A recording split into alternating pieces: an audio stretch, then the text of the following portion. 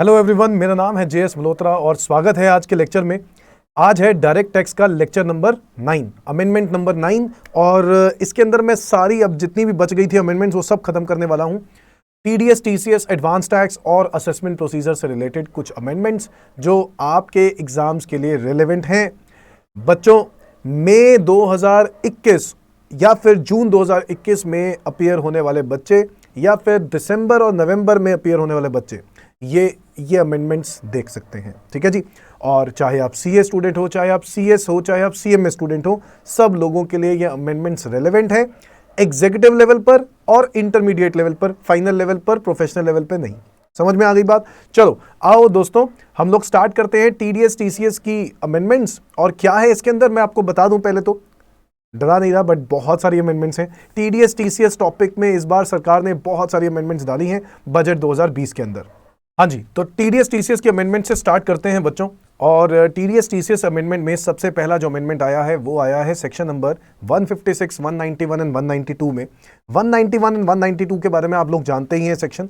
ठीक है, उसके अंदर कुछ चेंज आया है और वो क्या आया है? डेफरिंग द टीडीएस और tax payment in respect of income pertaining to ESOP, employ stock option plan. जी हाँ, ईसॉप के बारे में आप लोग जानते हैं, जहां पे हम अपने ही एम्प्लॉयज को सस्ते रेट पर शेयर्स देते हैं। तो अगर मैंने मान लो शेयर जो है मार्केट में जो उसका प्राइस है वो 120 रुपए का है और मैं अपने एम्प्लॉयज को डिस्काउंटेड रेट पर शेयर ऑफर करता हूं, तो ऐसे केस में मैं इसको ईसॉप प्लान बोलता हूं, जो कंपनीज अपने एम्प्लॉयज को देती है। ठीक है, एम्प्लॉय स्टॉक ऑप्शन प्लान। और ये जो एम्प्लॉय स्टॉक ऑप्शन प्लान के लिए ये जो अमेंडमेंट आई है, ये स्टार्टअप्स के लिए आई है, स्टार्टअप्स के लिए। तो बिल्कुल एक फ्रेश अमेंडमेंट है, बिल्कुल एक नया है सब कुछ टॉपिक। और वो क्या कहना चाहते हैं? वो ये कहना चाहते हैं जो ईसॉप, जो स्टार्टअप कंपनीज होती हैं, जो एलिजिबल स्टार्टअप कंपनीज होती हैं, जिसको गवर्नमेंट ने स्टार्टअप कंपनी का नाम दिया है, वो स्टार्टअप कंपनीज अगर ईसॉप प्लान को यूज करती है, अपने इंप्लॉइज को शेयर्स देती है, तो ऐसे केस में जो वो सस्ते रेट पर शेयर देती है, उस इंप्लॉइज के ऊपर क्या लग जाता है? टैक्स लग जाता है। कैसे सर? Tax on perquisite? नहीं बेटा, आपने सैलरी चैप्टर के अंदर पढ़ा होगा टैक्स ऑन परक्विजिट्स के नाम से। पढ़ा है या नहीं पढ़ा? टैक्स ऑन परक्विजिट्स के नाम पे, जहां पर 120 रुपए का शेयर अगर मैंने 100 रुपए का दे दिया, तो 20 रुपए आपके लिए परक्विजिट हो जाएंगे और वो आपको टैक्सेबल हो जाएंगे अंडर द हेड सैलरी। तो अगर आप ध्यान से सोचो तो सैलरी हेड के अंदर ऐड करने के बाद आपकी टोटल इनकम के अंदर वो ऐड हो जाता था। और अगर टोटल इनकम में ऐड हो जाएगा तो उसके ऊपर भी क्या कटेगा? टीडीएस। गवर्नमेंट ने कहा कि अगर मैं सिर्फ उस अमाउंट की बात करूं, सिर्फ उस अमाउंट की बात करूं जो परक्विजिट्स के ऊपर, जो इस पर्टिकुलर परक्विजिट के ऊपर टीडीएस बनता है, उस पर्टिकुलर परक्विजिट के ऊपर जो टीडीएस बनता है, वो गवर्नमेंट ने डेफर करने का इरादा रखा और कहा इससे थोड़ा सा फायदा मिलेगा स्टार्टअप वाली कंपनीज को। जो एम्प्लॉइज हैं वो थोड़े से खुश रहेंगे, टैक्स भी कम होगा, तो इनिशियल स्टेज पर उनको इतना ज़्यादा टैक्स का बर्डन नहीं होगा। और वो स्टार्टअप कंपनीज के लिए भी ये चीज़ एनकरेजिंग है। तो स्टार्टअप कंपनीज और स्टार्टअप कंपनी के एम्प्लॉइज के लिए, दोनों की मदद करने के लिए गवर्नमेंट ने ये प्लान निकाला और टीडीएस प्रोविजंस को डेफर कर दिया। कहा कि टैक्स पेमेंट जो भी आपकी बनती है, जो भी आपका टीडीएस बनता है, आपका जो भी टीडीएस बनता है, वो टीडीएस आपका अभी नहीं लेंगे, हम लोग कुछ आपको टाइम देंगे। अब वो टाइम कितना देंगे आओ जरा देखते हैं। So ESOPs are taxed as a perquisites under section 17(2). तो बच्चों ये बात आप लोग जानते हैं। There are two components of tax incidence in case of ESOP which are as follows. अब नाउ हम लोग ये जानते हैं कि टैक्स इंसिडेंस इसमें दो तरह के बन सकते हैं। एक, tax on perquisites as income under the head salary. क्या? Tax on perquisites as income under the head salary at the time of allotment of shares to employees. बच्चों, जब परक्विजिट क्या होता है? जब 120 रुपए का शेयर 100 रुपए में दे रहे हैं, तो ये 20 रुपए जो बच रहे हैं, इसको हम परक्विजिट बोलते हैं। ठीक है, तो वो परक्विजिट पे टैक्स लगेगा।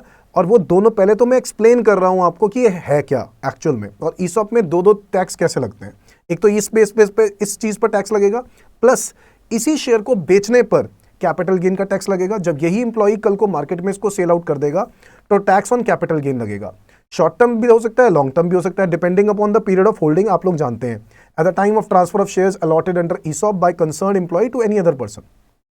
ठीक है, तो जब हम बेचेंगे तब भी टैक्स लगेगा। तो बेसिकली दो तरह के टैक्स लगेंगे, ये बात हम लोग समझ चुके हैं। ओके सर, अमेंडमेंट क्या है वो तो बताओ, आ जाओ अमेंडमेंट में। In order to reduce the tax burden of the employees of eligible startups, companies, वो जो एलिजिबल स्टार्टअप्स हैं उन एलिजिबल स्टार्टअप के इंप्लॉइज की मदद करने के लिए सेक्शन 156, 191 एंड 192 में अमेंडमेंट की गई और जो कि अप्रैल 1, 2020 से एप्लीकेबल हो जाएगी दोस्तों। लिखा है टीडीएस अंडर सेक्शन 192 टीडीएस काटने का था, सैलरी का टीडीएस काटने का, और जिसमें ये लिखा है subsection 1C has been inserted, एक new subsection 1C has been inserted in section 192। It provides that if employer is a startup company, वो कंपनी जो क्वालिफाइड है for deduction under section 80IAC। Sir ये 80I से AC हम लोगों ने नहीं पढ़ा बेटा, ये जो 80IAC है ना, ये आप लोग CA फाइनल में जाके पढ़ोगे। अगर मैं CA इंटर वाले स्टूडेंट्स की बात कर रहा हूं तो वो CA फाइनल में जाके पढ़ेंगे, और CMA और CA स्टूडेंट्स जानते होंगे ये पर्टिकुलर सेक्शन, क्योंकि 80IAC आप लोगों ने जरूर पढ़ा होगा। तो 80IAC क्वालिफाई हो गया। अगर आप 80IAC के लिए क्वालिफाइड हो तो आप स्टार्टअप कंपनी हो, और उस स्टार्टअप कंपनी के लिए ये सबसेक्शन इंसर्ट किया गया और कहा and it a lots any specified security, या ऑब्वियसली ईसॉप के अंदर या तो सिक्योरिटी दी जाएगी या स्वेट इक्विटी शेयर्स दिए जाएंगे टू इट्स एम्प्लॉइज। हम लोग जानते हैं स्वेट इक्विटी शेयर्स को डिस्काउंटेड रेट पर दे दिया। Now TDS on perquisite with effect from April 1, 2020 may be deducted under section 192 with in 14 days. 14 दिनों के अंदर अंदर टीडीएस काटना है, बट कब से? After expiry of 48 months from the end of the relevant assessment year. अच्छा, कौन सा रेलेवेंट असेसमेंट ईयर? जिस ईयर में परक्विजिट बना है ना, उस ईयर के खत्म होने के बाद से 48 मंथ्स हो गया आपका, 48 मंथ्स हो गया तकरीबन है ना, 4 साल। यस या no? After expiry of 48 months from the end of relevant assessment year. अच्छा, उस असेसमेंट ईयर को भी छोड़ दो। तो भाई साहब, हम जब टीडीएस की बात करते हैं तो उस प्रीवियस ईयर, मान लो प्रीवियस ईयर है 2020-21, और इस पे आपका कुछ टीडीएस ऑन परक्विजिट बनता था 2021 का प्रीवियस ईयर, उसका क्या है असेसमेंट ईयर 21-22 जो है ना, इसके एंड से, इसके एंड की डेट क्या है? 31 मार्च 2022। जी हां, इस डेट से लेकर 48 महीने और आपको टीडीएस देने की कोई जरूरत नहीं है। समझ में आया? जो टीडीएस ऑन दैट परक्विजिट है, कौन सी परक्विजिट? वही ईसॉप वाली, ठीक है। उस पर जो भी टीडीएस का अमाउंट बनता है वो टीडीएस आपको देने की कोई जरूरत नहीं है। कितने टाइम तक? वो कितने टाइम तक? आपको असेसमेंट ईयर के एंड से 48 महीने यानी 4 साल और। यानी अगर मैं टोटल देखूं तो देखो टीडीएस की बातें जो हो रही होंगी इस पर्टिकुलर में, तो वो तो इसी ईयर से स्टार्ट हो जाएंगी, है ना। अगर टीडीएस ऑन परक्विजिट मेरा इसी साल में है तो ये जो ईसॉप का टीडीएस है वो तो इसी साल में बन गया होगा मेरा, जो मुझे सस्ते रेट पर शेयर मिले। बट 2021 31 माह 2021 से भी ये लोग नहीं कह रहे हैं, ये लोग तो कह रहे हैं 31 माह 2022 से 48 महीने। इसका मतलब है 12 महीने और भी तो मिल गए। तो बेटा देखा जाए तो टोटल 60 महीने मिल गए, यानी तकरीबन 5 साल। नेक्स्ट, अभी काम खत्म नहीं हुआ, कह रहा है after expiry of 48 months from the end of the relevant assessment year. ठीक है जी, और from the date of sale of specified security और स्वेट। ऑब्वियसली आपने अगर ये स्वेट इक्विटी शेयर्स जो ईसॉप के अंदर शेयर्स आपको मिले थे और आपने अगर उसको बेच दिया तो ऑब्वियसली उस डेट पर आपको टीडीएस की लायबिलिटी हो जाएगी। यस, वहां पर फिर लायबिलिटी हो जाएगी, या तो फिर वो डेट अगर वो 5 साल से पहले या पहले आ गया तो। और from the date of assessee ceasing to employ of the startup, मतलब कल को मान लो कोई कंपनी है, जो एम्प्लॉय है वो कहता है कि नहीं यार मैं अब इस कंपनी को आगे कंटिन्यू नहीं करना चाहता हूं, 2 साल के बाद ही वो जॉब छोड़ देता है। तो ऐसे केस में 2 साल के जैसे ही वो जॉब छोड़ देगा तब उसको टीडीएस सारा का सारा उसको जमा करवाना पड़ेगा। तीनों में से विच एवर इज अर्लियर, तीनों में से which ever is earlier. Is that clear? So earlier जो होगा इन तीनों में से, यानी 48 months from the end of the assessment year, और जिस डेट पर शेयर्स को बेच दिया, और जिस डेट पर अगर वो कंपनी को छोड़ रहा है। तो इन तीनों डेट में से जो विच एवर इज अर्लियर, वो वाली डेट होगी जो एक तरह से लास्ट डेट होगी जिस डेट पर आपको टीडीएस जमा करवाना पड़ेगा। टीडीएस अंडर सेक्शन 192, परक्विजिट्स पर जो टीडीएस है, ठीक है, सैलरी का नहीं, परक्विजिट्स का, ठीक है। कौन से परक्विजिट का? ईसॉप वाले परक्विजिट का। Now tax shall be calculated based on the rates in force for the previous year in which said security or shares is allotted or transferred to the employee। कह रहा है जो tax calculate किया जाएगा वो कैसे calculate किया जाएगा? On the rates in force for the previous year in which said security और शेयर इज अलॉटेड। यानी ये जो टैक्स की जो डेफरमेंट होगी कि इतने टाइम तक आपको टैक्स देने की जरूरत नहीं है, जो भी टीडीएस ऑन पर्टिकुलर परक्विजिट निकलेगा ना, वो जो टैक्स आएगा ना, वो टैक्स के लिए रेट्स जो निकलेंगे कैलकुलेट करेंगे, वो उसी साल का रेट कैलकुलेट करेंगे जिस ईयर में सिक्योरिटी आपको अलॉट की गई थी दोस्तों। तो अगर मैं बात कर रहा हूं कि मुझे 2021 में ये शेयर अलॉट किया गया है, तो 2021 का जो टैक्स रेट होगा उसी के बेसिस पर मैं टीडीएस निकालूंगा और उसको डेफर कर दूंगा। और कब तक डेफर करना है, फिर से बोल दूं, 48 months from the end of the assessment year, या फिर जिस टाइम पर शेयर्स को बेच दिया, या फिर जिस टाइम पर असेसी जॉब छोड़ के जा रहा है, और उसके भी विद इन 14 डेज आपका टाइम है टीडीएस जमा करवाने का। नाउ इन सिंपल वर्ड्स, चलो अब बहुत आसान वर्ड्स की जरूरत है हमें, है ना। In simple words, tax burden on employees getting ESOP has been reduced by deferring the tax payment by way of TDS by 5 years। मैंने लिख दिया यहां पर 5 years ताकि आप लोगों को आसानी हो समझने में, और till they leave the company और when they sell their shares, whichever is earliest, इन तीनों में से जो अर्लीस्ट होगा। तो याद रखना है बाय 5 years, या जब तक वो छोड़ नहीं देते जॉब, जब तक वो शेयर्स को बेच नहीं देते, whichever is earliest. Similar amendments have been carried out in section number 191 for the assessee to pay direct in case. बेटा यही चीज अमेंडमेंट एप्लीकेबल हो जाएगी सेक्शन नंबर 191 में, जो कि डायरेक्ट पेमेंट ऑफ टैक्स का सेक्शन है, विदाउट टीडीएस, नो टीडीएस, और direct payment they the tax की for assessee to pay direct in case of no TDS, section 156 for notice of demand and section 148 self assessment। इन सारी चीजों पर ये बातें apply हो जाती हैं जो आज हम लोगों ने पढ़ी। मैं दोबारा यही चीज वहां पर लिखूं, इससे बेटर है कि आप लोग जहां जहां पे भी उसकी जरूरत होगी वो चीज ऑटोमेटिकली आ जाएगी। जहां पे भी टीडीएस ऑन सैलरी होगा उसमें से एक्सेप्शन के अंदर ये वाला पॉइंट आ जाएगा। टीडीएस ऑन सैलरी तो हमें तो हर क्वार्टरली उसको जमा भी कराना पड़ता है ना गवर्नमेंट को। तो जो एम्प्लॉयर होता है वो सैलरी पर टीडीएस काटता है और वो हर महीने के महीने जमा करवाता है। एवरी मंथ वो हर महीने की 7 तारीख तक जमा करवा देता है। अप्रैल मंथ का टीडीएस जो होगा वो 7 मई को, मई का जो टीडीएस होगा वो 7 जून को। तो ये ड्यू डेट्स पे वो जमा करवा देगा। तो जमा करवाने का साथ साथ रिटर्न भर देगा, है ना। अब यहां पर जब हम कंपनी की बात करते हैं तो कंपनी को एक बात का ध्यान देना है कि 191 सेक्शन के अंदर, यानी जो डायरेक्ट पेमेंट ऑफ टैक्स का सेक्शन है, और 156 नोटिस फॉर डिमांड का जो सेक्शन है, और 148 सेल्फ असेसमेंट का जो सेक्शन है, उन सारी जगहों पर जहां पर भी इसकी यूजेज होगी वहां पर हम इसको अप्लाई कर देंगे। Tax on perquisites of ESOP, ठीक है, परक्विजिट ऑफ ईसॉप परक्विजिट की बात कर रहे हैं। नेक्स्ट सेक्शन नंबर 194 पे आ जाते हैं, टीडीएस ऑन डिविडेंड इनकम। तो दोस्तों टीडीएस ऑन डिविडेंड इनकम की अगर हम बात करें तो डिविडेंड इनकम पर टैक्स अब से शेयर होल्डर्स को पे करना पड़ेगा। यस या नो? अभी तक शेयर होल्डर्स को टैक्स नहीं देना पड़ रहा था, शेयर होल्डर्स एग्जेम्प्ट होते थे।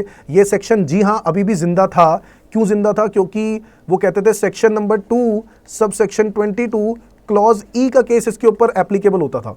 बट अब ऐसा नहीं है, अब क्योंकि हर केस एप्लीकेबल है, अब तो सिर्फ शेयर होल्डर्स को ही टैक्स देना है, कंपनीज को टैक्स पे नहीं करना। तो इसी रीजन से कंपनीज को बोल दिया गया कि जब भी आप डिविडेंड दो तो आप इन शेयर होल्डर्स का टैक्स काटो। चलो section number 194 with effect from 1st of April 2020 dividend income is taxable in the hands of share holder. हमें पता है this modification has been made by amending section 1034, क्योंकि वो हटा दिया गया, एंड 115O अर्लियर डिस्कस जो हम लोग कर चुके हैं।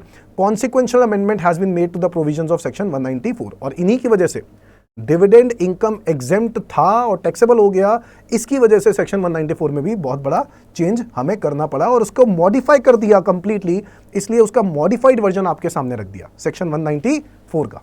चलो, person responsible for deducting TDS, the principal officer of Indian company or company which has made the prescribed arrangements for declaration and payment of dividend within India to a shareholder who is a resident of India is required before making any payment by any mode to deduct tax at source from the amount of dividend at prescribed rate of 10%।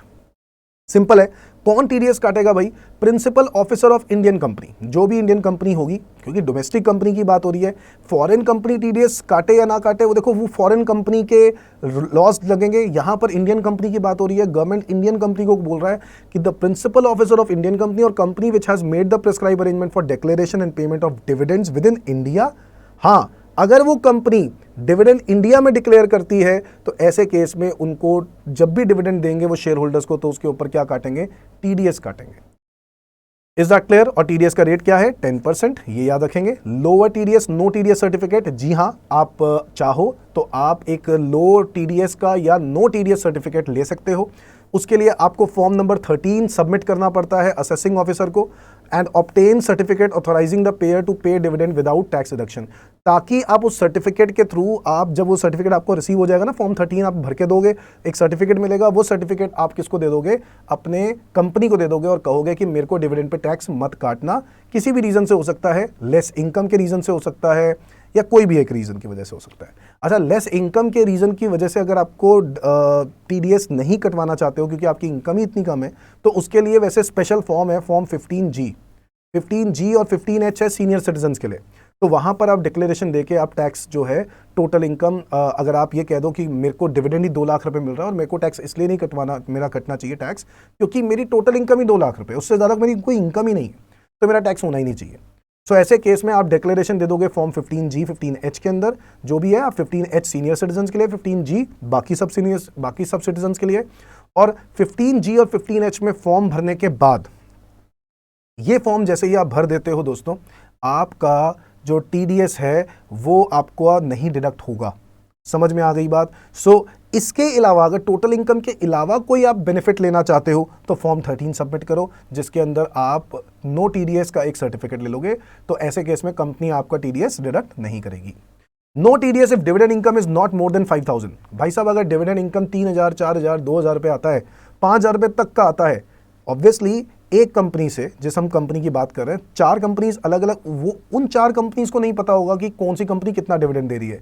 तो एक company से अगर 5000 रुपये तक का dividend आ रहा है तो कोई टीडीएस नहीं कटेगा। अगर if dividend, no TDS if dividend is paid और क्रेडिटेड टू इंश्योरेंस कंपनी। एक और बात है दोस्तों, और याद रखना है इसको, कि इंश्योरेंस कंपनी के लिए गवर्नमेंट ने बोला कि कोई टीडीएस काटने की जरूरत नहीं है अगर डिविडेंड जो है वो आपने एक इंश्योरेंस कंपनी को दिया है तो। चलो, ये है सेक्शन नंबर 194। Next 194A। चलो, 194A था TDS on interest other than interest on securities. TDS on interest other than interest on securities. Earlier पहले क्या होता था ना, इंटरेस्ट ऑन सिक्योरिटीज में पहले क्या था, और उसी पॉइंट से रिलेटेड मैं अमेंडमेंट बताने वाला हूं। ठीक है, in case payer is individual और HUF, tax is required to be deducted only if turnover और ग्रॉस रिसीट्स फ्रॉम बिजनेस और profession carried on by him exceeds the monetary limit under section 44AB during the financial year immediately preceding the financial year in which income is credited। So basically होता क्या था कि government ने कह दिया था कि टीडीएस वही बंदा काट सकता है जिसकी इनकम्स की ऑडिट मैंडेटरी है। जिसकी इनकम्स की ऑडिट मैंडेटरी है वही बंदा टीडीएस काट सकता है।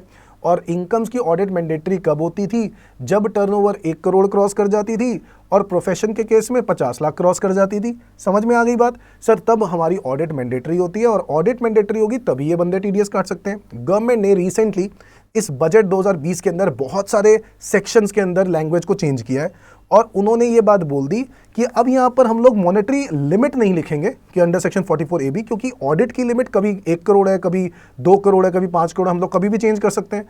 इसीलिए यहाँ पर ऑडिट की लिमिट वाला पॉइंट नहीं डालेंगे, यहाँ पे हम लोग वैसे ही एक अमाउंट डाल देते हैं कि अगर वो अमाउंट एक्सीड कर गया तो आपको टीडीएस काटना ही है, चाहे ऑडिट मैंडेटरी हो या फिर ऑडिट मैंडेटरी ना हो।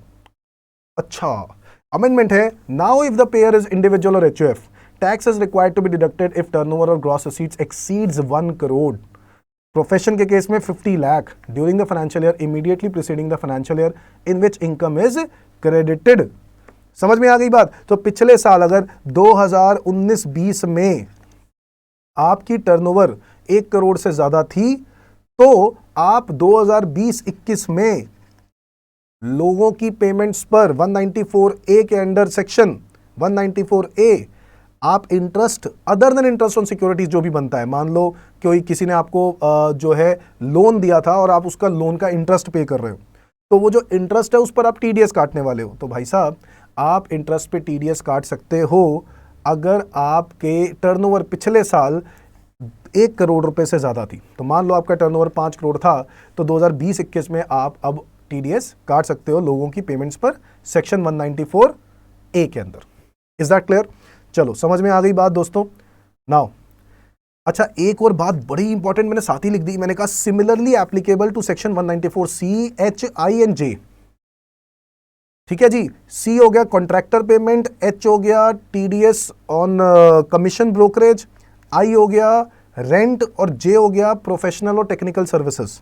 तो भाई साहब इन सारे सेक्शंस पे भी ये चीज़ एप्लीकेबल है। इसका मतलब है जो लोग इंडिविजुअल एचयूएफ होते थे उन लोगों को पहले ये बोला जाता था कि इनकी ऑडिट मैंडेटरी होगी तभी ये टीडीएस काट सकते हैं, बट अब से ये बोल दिया कि इन इंडिविजुअल एचयूएफ के लिए लिमिट जो होगी वो 1 करोड़ रुपए से ज़्यादा की अगर टर्नओवर है और प्रोफेशन के केस में अगर 50 लाख से ज़्यादा की रिसीट्स हैं तो इनको टीडीएस काटना मैंडेटरी है।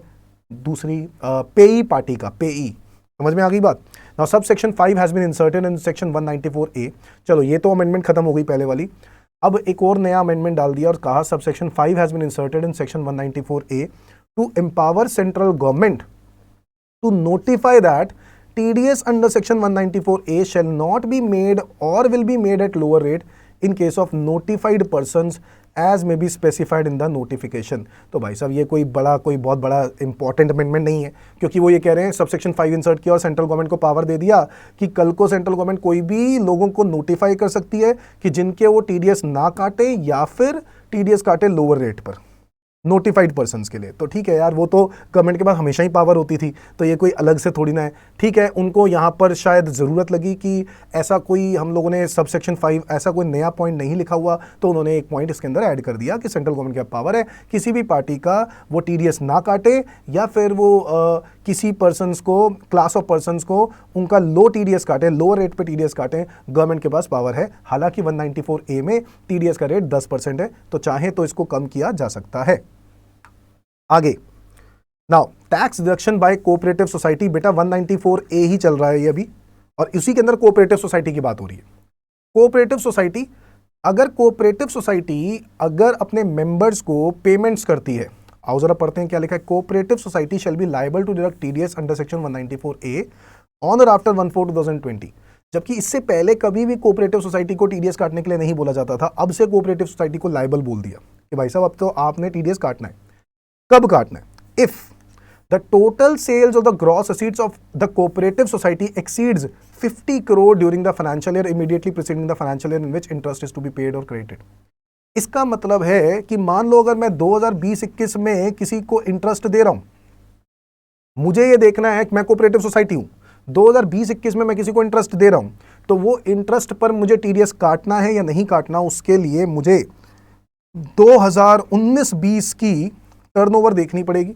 2019-20 की जो टर्नओवर है, अगर वो 50 करोड़ से ज्यादा है तो ही मैं 20-21 में जो भी मैं लोगों को इंटरेस्ट पेमेंट कर रहा हूं उसकी मैं टीडीएस काट सकता हूं, अदरवाइज मैं नहीं काट सकता हूं।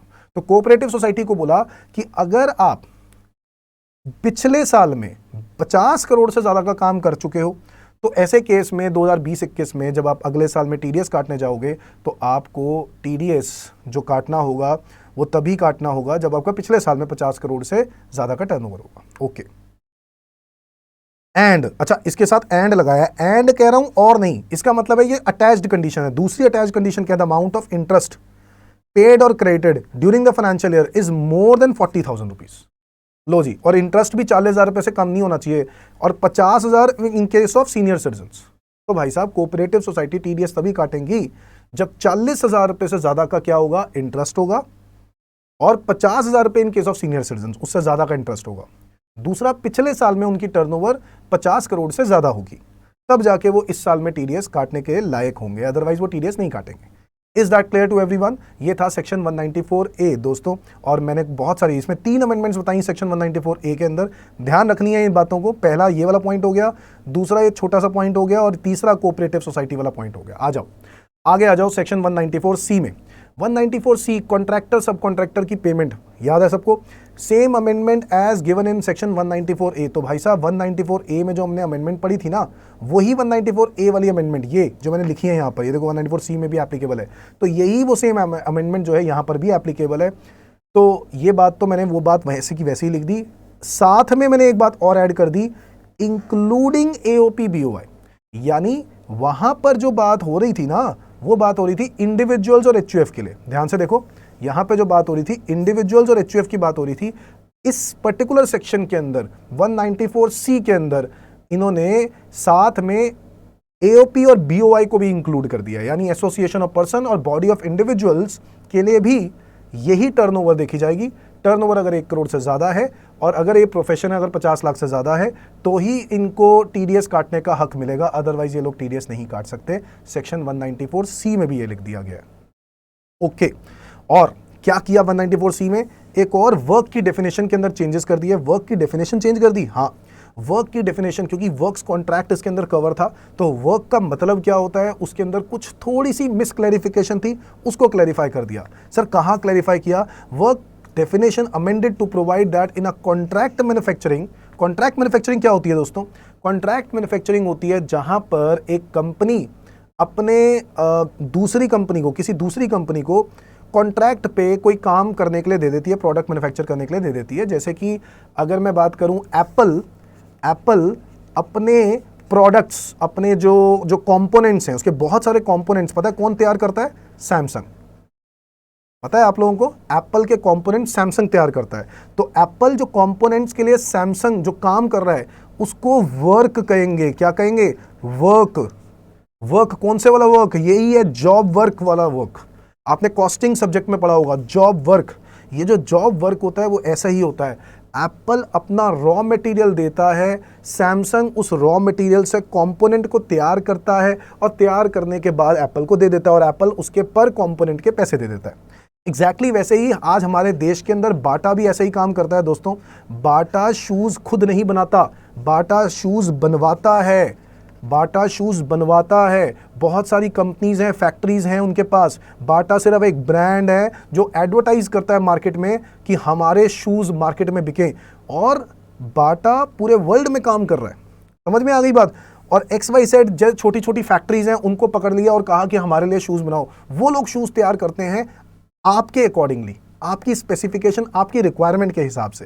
तो ऐसे केस में कंफ्यूजन ये थी कि क्या ऐसे केस में सप्लायर जो मैन्युफैक्चरर है, क्या वो रॉ मटेरियल हमसे लेगा, मतलब बाटा से रॉ मटेरियल लेकर मैन्युफैक्चरिंग हो रही है, या XYZ अपना ही रॉ मटेरियल ला के खुद मैन्युफैक्चर कर रहा है। तो अभी तक थोड़ी सी क्लैरिफिकेशन नहीं थी, उसको क्लियर किया गया और बोला गया that in contract manufacturing the raw material provided by a customer. भाई साहब बाटा XYZ का तो कस्टमर ही हुआ ना। सो raw material provided by the customer और इट्स एसोसिएट, या फिर कस्टमर ने दिया या फिर उसी के कोई एसोसिएट कंपनी ने दिया, that shell fall with in the purview of work. तो पहले रॉ मटेरियल की बात नहीं लिखी जाती थी, अब ये बात लिख दी गई है, स्पेसिफिकली क्लैरिफिकेशन दे दी गई है कि भाई साहब ये भी वर्क है। समझ में आ गई बात। चलो बहुत ही बढ़िया बच्चों, आप लोगों को अगर वीडियो पसंद आ रही है लाइक करते रहना, मुझे बड़ा मोटिवेशन मिलेगा, क्योंकि मैं बहुत ही जल्द रिवीजन मैराथन भी लॉन्च करने वाला हूँ। ठीक है जी, तो इसीलिए आप लोग मेरे साथ रहोगे, सपोर्ट करोगे मुझे, तो मैं आगे और बहुत ही बढ़िया बढ़िया वीडियोस निकालूंगा। धीरे धीरे करके ऑनलाइन पे प्रो होना स्टार्ट हुआ हूँ, पहले मैं ऑनलाइन में इतना नहीं था, अभी धीरे धीरे करके आया हूँ। तो आप लोगों से थोड़ा सा बूस्ट चाहिए, कॉन्फिडेंस चाहिए कि आप लोग मुझे बताते जाओ कि सर ये अमेंडमेंट्स वाली वीडियो बहुत ही अच्छी है, आप लोग लाइक करो, कमेंट शेयर कमेंट डालो उसके अंदर, तो मुझे भी अच्छा लगेगा, है ना। आगे बढ़ते हैं। और PDF के लिए आपको टेलीग्राम चैनल ज्वाइन करना पड़ेगा। डिस्क्रिप्शन के अंदर आपको उसका लिंक मिल जाएगा दोस्तों। मैंने ये बात पहले भी बताई थी, डिस्क्रिप्शन में CA के लिए, CS के लिए और CMA के लिए सबके अलग अलग टेलीग्राम चैनल बनाए हुए हैं, और आप वहाँ पे जाके PDF ले सकते हो। पूरा PDF तैयार हो चुका है, 100% इनकम टैक्स के अमेंडमेंट्स कवर कर चुका हूँ। आ जाओ।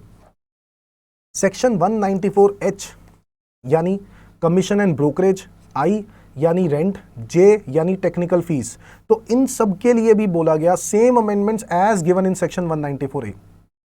ठीक है, तो वही इंडिविजुअल HOF अगर पेमेंट कर रहे हैं, ठीक है, तो ये लोग TDS तब काट सकते हैं अगर इनकी टर्नओवर पिछले साल में 1 करोड़ से ज्यादा थी। अगर प्रोफेशर है तो उनका टर्नओवर 50 लाख से ज्यादा था। समझ में आ गई बात। आगे बढ़ते हैं, सेक्शन नंबर 194J में आ चुके हैं हम लोग।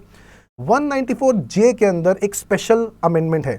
तो 194J में एक तो ये अमेंडमेंट है ही है, इसके अलावा 194J में एक और अमेंडमेंट है। कहता है 194J के अंदर TDS under section TDS at the rate of 2% is to be deducted with effect from 1 April 2020 in the following cases. Sir 194J के अंदर तो रेट 10% होता था। जी हाँ, 194J में TDS का रेट 10% होता था, जबकि TDS का रेट 2% कर दिया गया है विद इफेक्ट फ्रॉम 1 अप्रैल 2020। ठीक है जी। सो इन द फॉलोइंग केसेस इसका रेट 2% कर दिया है। कौन से केसेस में? Fees for technical services. अब तुम कहोगे सर ये क्या चीज हो गई, क्या क्या गड़बड़ हो गई, ऐसा क्यों कर दिया इन्होंने ऐसा? इसका रीजन बहुत सिंपल है। ये जो टेक्निकल सर्विसेज वाले काम है ना, जो भी टेक्निकल सर्विसेज वाले काम है, ये इसमें ना हमेशा कंफ्यूजन होती थी। सर कंफ्यूजन क्या होती थी? कंफ्यूजन ये होती थी कि बहुत सारे बंदे इसको कॉन्ट्रैक्टर वाली पेमेंट मान लेते थे, 194C, और 194C समझ के इसके ऊपर 2% टीडीएस काट लेते थे बहुत सारे लोग। 194C में 2% का टीडीएस का रेट है ना, 2% और 1% इंडिविजुअल एचयूएफ के लिए, याद आ रहा होगा आप लोगों को। 2% का टीडीएस काट लेते थे। अब दिक्कत इनको ये होती थी कि 2% का टीडीएस ना काट के इनका 194J सेक्शन कवर होता था, क्योंकि असेसिंग ऑफिसर कहता था नहीं सर ये 194J में आता है, और असेसी कहता था नहीं सर ये 194C में आता है। अब इनकी लड़ाइयां होती रहती थी आपस में, इनके ऊपर केसेस चल रहे हैं, बड़े लंबे लंबे फालतू में केसेस चल रहे हैं। गवर्नमेंट ने क्लैरिफाई कर दिया और कहा कि भाई साहब इतना भी कोई झंझट वाली बात नहीं है, टीडीएस ही तो है, टैक्स तो अल्टीमेटली देना ही पड़ेगा, टीडीएस ही तो है। तो इन्होंने बोला कि काम करते हैं, नया एक उसके अंदर मॉडिफिकेशन कर देते हैं, टेक्निकल सर्विसेज के लिए टीडीएस का रेट ही 2% कर देते हैं, टेंशन ही खत्म। तो अब तो 2% है, चाहे तू सी पे काट चाहे तू जे में काटना तो इनको 2% ही है। वहां पे भी साल का 30,000 रुपए, वहां पे वहां पर साल के 1 लाख रुपए तक की लिमिट है, 30,000 रुपए एक टाइम की पेमेंट के लिए। यहां पर एक टाइम के लिए और पूरे साल के लिए 30,000 रुपए की ही पेमेंट है। समझ में आ गया? Technical services, okay. अच्छा, यहां पे क्लियरली लिख दिया प्रोफेशनल सर्विसेज इसमें नहीं आते हैं। Chartered accountant, cost accountant, company secretary की जो प्रोफेशनल सर्विसेज है, लॉयर की जो प्रोफेशनल सर्विसेज है, इनकी सर्विसेज के ऊपर ये चीज कवर नहीं होती है। तो प्रोफेशनल सर्विसेज वाले लोग उनके लिए वही चीजें हैं जो पहले हैं, और उसका टीडीएस का रेट 10% ही रहेगा। समझ में आ गई बात? क्योंकि वो लोग तो कभी भी कॉन्ट्रैक्ट में आते ही नहीं थे। चलो यहां पे कंफ्यूजन खत्म। रॉयल्टी के लिए भी सेम पॉइंट बोला, रॉयल्टी वाला पॉइंट में भी कॉन्ट्रैक्ट की दिक्कत आती थी। तो royalty is in the nature of consideration for sale, distribution और एग्जीबिशन ऑफ सिनेमेटोग्राफिक फिल्म्स, इसके लिए भी 2% का टीडीएस कर दिया। तो अगर आप मूवीज को अपनी कोई मूवी का कोई कंटेंट है जिसके अंदर आप किसी का कंटेंट कॉपी करके डाल रहे हो, उसके लिए आपको किसी को रॉयल्टी देनी पड़ रही है, तो उन्होंने बोल दिया अगर आप रॉयल्टी दे रहे हो किसी को और उस पर टीडीएस काटना है तो टीडीएस का रेट अब से 2% रहेगा, जबकि पहले 10% होता था। तो इसको रिड्यूस करके कितना कर दिया? 2%। समझ में आ गई दोस्तों? फीस फॉर टेक्निकल सर्विसेज में 2% कर दिया और रॉयल्टी में 2% कर दिया। बट रॉयल्टी कौन सी वाली? सिर्फ और सिर्फ सिनेमेटोग्राफिक फिल्म के रिलेटेड रॉयल्टी जो होगी वो 2% है, बाकी सब 10% है। समझ में आ गई बात? चलो वेरी गुड, आगे बढ़ते हैं। Section 194K TDS in respect of income from units. Sir new section, नया सेक्शन इंसर्ट किया है, इसको पूरा का पूरा चेंज कर दिया है। Income from units of mutual funds. जी हाँ, म्यूचुअल फंड्स। अब देखो बेटा, म्यूचुअल फंड से भी तो अब इनकम टैक्सेबल होनी स्टार्ट हो जाएगी, क्योंकि डिविडेंड इनकम पहले एग्जेम्प्ट होती थी, अब से तो टैक्सेबल हो रही है। तो म्यूचुअल फंड से जो इनकम आ रही होगी वो भी अब टैक्सेबल होनी चाहिए। इसी रीजन से इस पे भी सेक्शन 194K इंट्रोड्यूस कर दिया और कहा कि अब से इसके ऊपर भी टीडीएस कटेगा। तो क्या है इसकी बातें, इंपॉर्टेंट बातें, आओ जरा देखते हैं। Who is responsible for deducting tax? Now any person responsible for paying to a resident any income in respect of units of a mutual fund. तो मैंने बता ही दिया, जो भी पर्सन रिस्पॉन्सिबल है किसी रेजिडेंट को म्यूचुअल फंड की इनकम देने के लिए। समझ में आ गई बात? सो उस केस में, अच्छा किसी बच्चे को यह दिमाग में आ रहा है सर म्यूचुअल फंड का बेचना भी इसके अंदर कवर होता है? तो नहीं बच्चों, सेल ऑफ म्यूचुअल फंड इसमें कवर नहीं होता। सेल ऑफ म्यूचुअल फंड इसके अंदर कवर नहीं होता, वो तो कैपिटल गेन हो जाएगा। Is that clear? तो म्यूचुअल फंड सेल का बात नहीं हो रही है यहाँ पे सिर्फ और सिर्फ म्यूचुअल फंड से कमाई हुई इनकम की बात हो रही है, जो कि इंटरेस्ट हो सकता है, डिविडेंड हो सकता है, जो भी हो सकता है। समझ में आ गई बात? आओ, time of deduction. Sir TDS कब कटेगा? सिंपल सी बात होती है वैसे, जिस दिन अकाउंट में पैसे क्रेडिट हो जाएंगे तभी टीडीएस कटना चाहिए। तो tax shall be deducted at the time of credit of such income to the account of payee और at the time of payment by any mode. या तो अकाउंट में क्रेडिट हो गया वो पैसा, या फिर जिस डेट पर हम पेमेंट कर रहे हैं बाय एनी मोड, जैसे कि हो सकता है क्रेडिट ना हुआ हो, कैश में दे रहा हूं, है ना। तो जिस डेट पर भी इन दोनों में से जो भी date whichever is earlier, तो उस डेट पर आपको टीडीएस डिडक्ट कर लेना चाहिए था। टीडीएस का रेट है 10%, no surcharge no cess. TDS का रेट 10% और थ्रेशोल्ड लिमिट, जी हाँ, 5,000 रुपए की लिमिट रख दी है कि 5,000 रुपए तक कोई टीडीएस काटने की जरूरत नहीं है। और कहां कहां पे टीडीएस नहीं काटना, आ जाओ देख लेते हैं। Note number 1, tax is not to be deducted if payment is nature of capital gain, ये बात मैंने पहले ही बता दी थी। No tax is deducted on the basis of declaration in the form of 15G and 15H, ये बात भी मैंने पहले बता चुका हूं। कुछ पुराने सेक्शंस के अंदर मैंने बताया, जो पुराने अमेंडमेंट्स हैं। 15G 15H, जहां पे टोटल इनकम आपकी 2.5 लाख से कम होती है, आप वो वाला फॉर्म भर देते हो और उस फॉर्म में के हिसाब से आपको टीडीएस काटना नहीं, आपका टीडीएस नहीं कटेगा। जो भी आपको पेमेंट देगा वो आपका टीडीएस नहीं काट सकता। सेक्शन 194K की बात हो रही है यहाँ पर तो।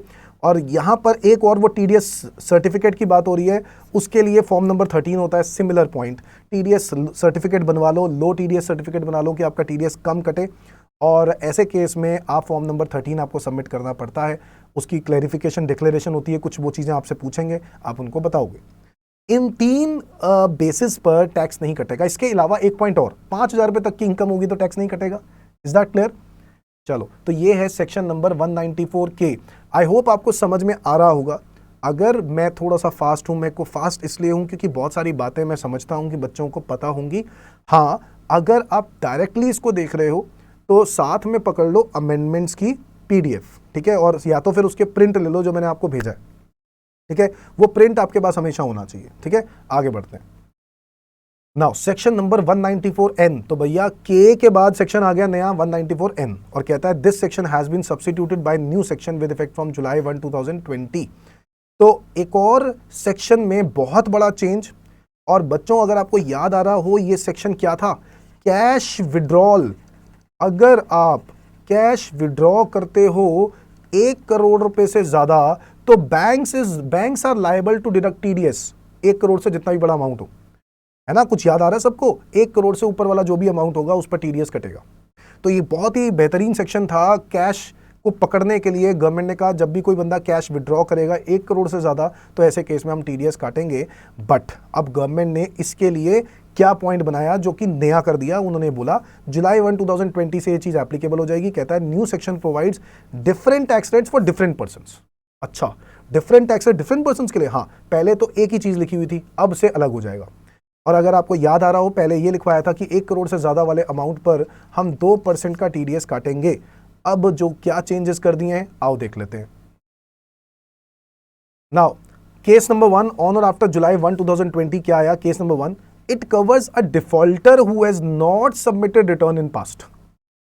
ये ऐसे लोगों की बातें हो रही हैं जो डिफॉल्टर है, जिन्होंने आज तक रिटर्न नहीं भरी है, पिछले 3 सालों की रिटर्न नहीं भरी है। ये इसके डिफॉल्टर्स के बारे में कहीं लिखा हुआ है? जी हाँ, मैंने यहां लिखा है, ये देखो, यहां मैंने लिखा है नोट में, the recipient has notified the return of income, has not filed return of income for all of the 3 assessment years relevant to 3 previous years for which the time limit to file return of income under section 139(1) has expired immediately preceding the previous year in which payment is made in cash।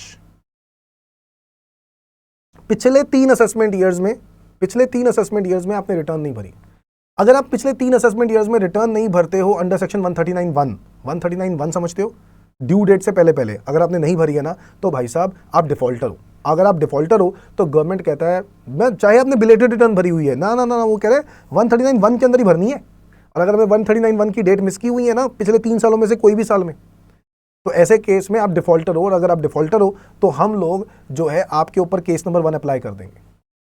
The recipient has not filed the return of income for all of the 3 assessment years. भाई साहब पिछले 3 assessment year में return file होनी चाहिए, और वो भी due date से पहले, ठीक है, उन लोगों के लिए। अब देखो इसमें क्या होगा, इससे क्या होगा, रिटर्न फाइलिंग प्रोसेस अच्छा हो जाएगा, लोगों को पता चल जाएगा यार हाँ रिटर्न टाइम पे फाइल करनी चाहिए, क्योंकि अगर नहीं फाइल करी तो इससे कुछ नुकसान हो सकते हैं। वो ऐसा कुछ नुकसान होगा। पिछले 3 सालों में भाई साहब रिटर्न जो है अगर आपने टाइम पर नहीं भरी, तो ऐसे डिफॉल्टर्स के लिए क्या बोला गया है, 20 लाख रुपए से ज्यादा अगर तुमने कैश विड्रॉ कर लिया, 20 लाख से ज्यादा अगर तुमने कैश विड्रॉ कर लिया, जो कि 1 करोड़ से कम है, 20 लाख से ज्यादा 1 करोड़ से कम है, तो 2% आपका भी टीडीएस कटेगा। सर अभी तो 1 करोड़ के लिए पॉइंट था, हाँ, बट अभी 20 लाख से ज्यादा कर दिया। ओ सर ये तो बहुत ही कम अमाउंट है 20 लाख। बिल्कुल बिल्कुल बहुत कम है, बट गवर्नमेंट का पर्पस क्या है, आपको आईटीआर रिकॉग्नाइज करवाने का, कि भाई साहब तेरे पास इतना पैसा पड़ा हुआ है, तू आईटीआर नहीं भरता, भरना आईटीआर अपनी। 1 करोड़ रुपए अगर तेरे पास पड़ा भी होगा तो उसका तो इंटरेस्ट भी इतना आता होगा, तो इनकम क्यों नहीं शो करता, तो अपनी आईटीआर क्यों नहीं फाइल करता, और अगर फाइल करता है तो ड्यू डेट से पहले पहले क्यों नहीं करता। तो गवर्नमेंट ने ड्यू डेट रियलाइज करवाने के लिए कर दिया भाई साहब, और कहा है एक्सीडिंग 20 लाख रुपए से ज्यादा है और 1 करोड़ से कम है तो 2% टीडीएस, और अगर 1 करोड़ से ज्यादा है तो 5% टीडीएस। इनके लिए, डिफॉल्टर्स के लिए। सर ये तो बहुत ज्यादा है 5%, बिल्कुल ज्यादा तो है। आगे देखो केस 2 क्या कहता है, it covers any other case than case 1, threshold limit is exceeding ₹1 crore. ठीक है, तो बेसिकली डिफॉल्टर्स के लिए अब ये नहीं है, ये डिफॉल्टर्स के लिए नहीं है, नॉन डिफॉल्टर्स के लिए। नॉन डिफॉल्टर्स को बोला गया 1 करोड़ से अगर ऊपर अमाउंट निकालते हो तो जो भी आप ऊपर वाला अमाउंट निकालोगे उस पर आप 2% टीडीएस लेंगे। तो ये तो पहले भी होता था सर, ये तो पहले वाला ही है। हाँ बिल्कुल, ये देखो before 1 July 2020 limit was 1 crore 2% TDS, ये तो पहले भी होता था। तो यही वाला चीज केस 2 में लिखा है, वो नॉन डिफॉल्टर्स के लिए है, जबकि डिफॉल्टर्स के लिए इन्होंने अब अलग पॉइंट बना दिया है। डिफॉल्टर्स के लिए समझ में आ गया कौन से डिफॉल्टर्स है, जो लोग रिटर्न टाइम पर नहीं भरते, ड्यू डेट से पहले पहले नहीं भरते।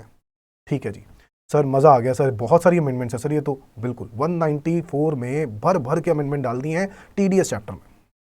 आ जाओ आगे देखते हैं 194O। लो जी, एक और नया section introduced, new section introduce 194O। भाई साहब पहले कोई कमी थी, बट देखो गवर्नमेंट को देखना पड़ता है कि कौन कौन से ऐसे लोग हैं जो टीडीएस से बच रहे, इधर उधर से निकल जाते हैं। तो गवर्नमेंट ने एक टीडीएस इंट्रोड्यूस कर दिया on e commerce participants. Sir ये कौन है ई कॉमर्स पार्टिसिपेंट्स, मैं बताऊंगा, चिंता करने की कोई जरूरत नहीं है। सबसे पहले समझते हैं ये कब से इफेक्टिव होगा। ये इफेक्टिव हो चुका है 1 अक्टूबर 2020 से। जी sir, who is responsible for deducting TDS, कौन रिस्पॉन्सिबल है टीडीएस काटने के लिए। Sir where sale of goods और services of an e commerce participant. समझते हो ना, ई कॉमर्स, अमेजॉन क्या करता है, ई कॉमर्स। फ्लिपकार्ट क्या करता है, ई कॉमर्स। तो ई कॉमर्स में गुड्स और सर्विसेज को ट्रेड किया जाता है।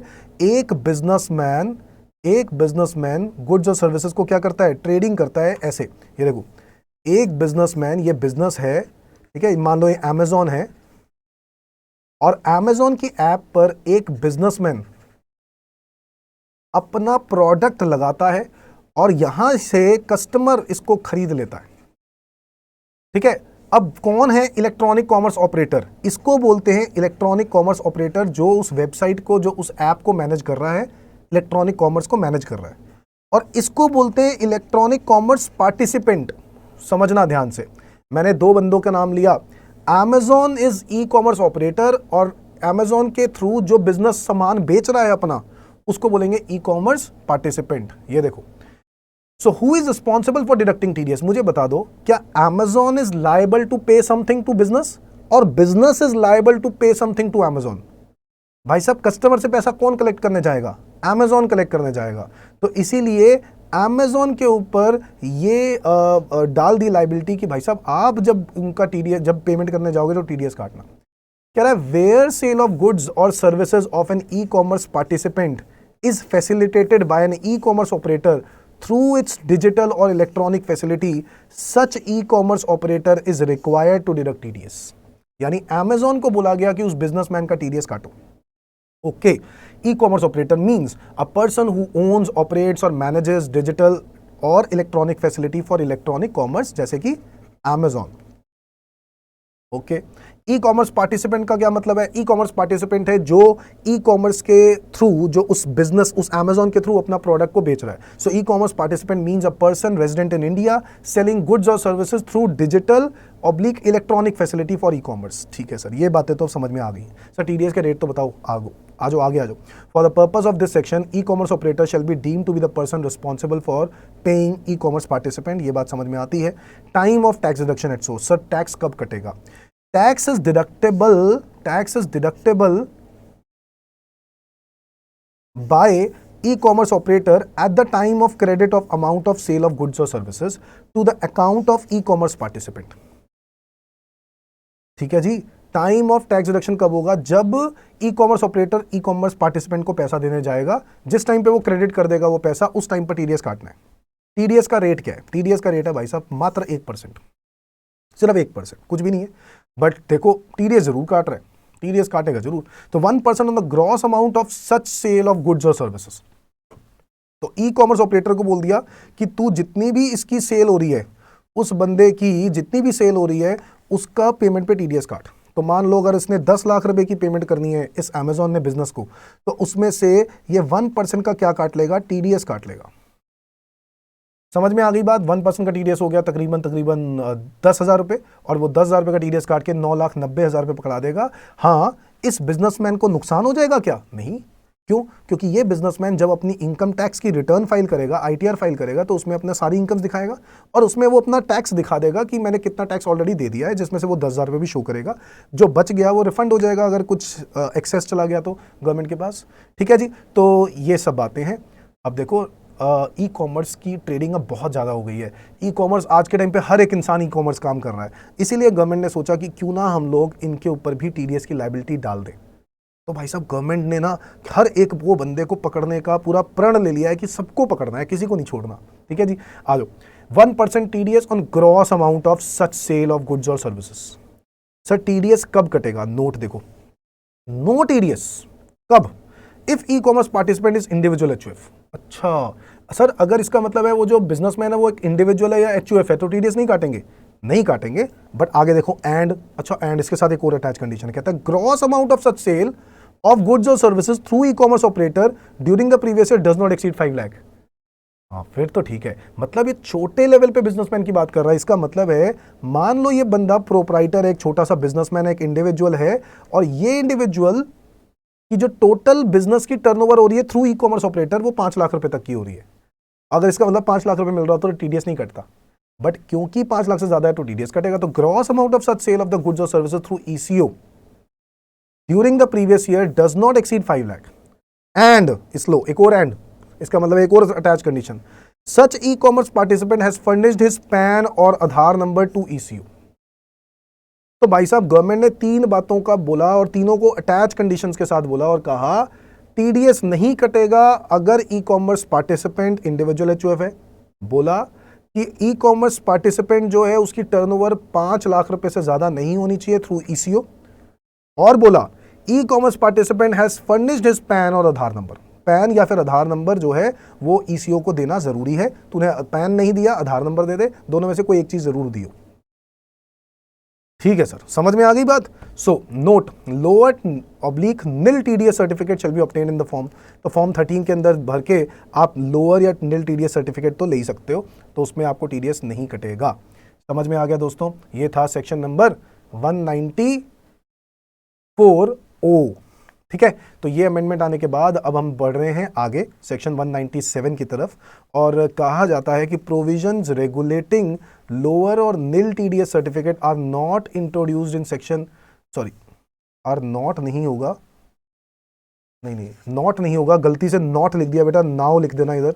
सॉरी, आप लोग भी अपने अमेंडमेंट्स बने पीडीएफ के अंदर चेंज कर देना, नाउ होना चाहिए। Now introduced in section 194K and 194O। यानी 197 क्या था? 197 था लोअर और निल टीडीएस सर्टिफिकेट के लिए, वही फॉर्म 13, और वो चीज़ अब के और ओ के अंदर दोनों के अंदर डाल दी। हालांकि मैंने के और ओ में पढ़ाया है ये चीज़ आपको, बट स्टिल मैंने यहाँ पर भी अलग से लिख दिया क्योंकि वो सेक्शन 197 की अमेंडमेंट है। ठीक है जी। Section number 206AA, section number 206AA was for PAN number, और उसके लिए क्या लिखता जाता था कि भैया पैन देना बहुत ज़रूरी है। अगर एक जो क्या कहते हैं, जो पर्सन है वो डिडक्टर को पैन नहीं का नंबर नहीं देगा, अगर पैन का नंबर नहीं देगा तो भाई साहब 20% टीडीएस कटेगा। याद आ रहा है सबको? 20% और normal rate whichever is higher, 20% और normal rate whichever is higher. But इसी के अंदर एक अमेंडमेंट डाली है, मैं पहले एक बार पढ़ दूं क्या लिखा हुआ था। If PAN of the deductee is not intimated to the deductor, tax will be deducted at source by virtue of section 206AA either at regular rate और at 20% whichever is higher. तो regular rate 10% है तो 10 और 20 whichever is higher 20, और अगर regular rate 30% है तो 30 और 20 विच एवर इज हायर 30, तो 30 तो लगेगा ही, है ना। अमेंडमेंट की बात करें तो अमेंडमेंट ये आया in case of section 194O only, हाँ, इसी सेक्शन के लिए। If PAN of the deductee is not intimated to the deductor, the tax will be deducted at the rate of 5% और regular rate whichever is higher. तो actual में 194O का अगर हम लोग देखें तो 1% का टीडीएस का रेट है, और इसमें 20% तो भाई साहब बड़ा ही खतरनाक रेट हो जाएगा। इसलिए 20% की जगह पर उन्होंने सिर्फ 5% इंट्रोड्यूस किया और कहा अगर आपने 194O के सेक्शन के अंदर अगर आप कवर होते हो और आप एक बिजनेसमैन और आप ईसीओ को अपना पैन नंबर डिक्लेयर नहीं करते हो, तो ऐसे केस में हम आपका टीडीएस का रेट 1 की जगह 5% काटेंगे। कितना काटेंगे? 5%, या फिर regular rate whichever is higher, और रेगुलर रेट क्या है? 1, सो 5% और 1% which ever is higher 5%।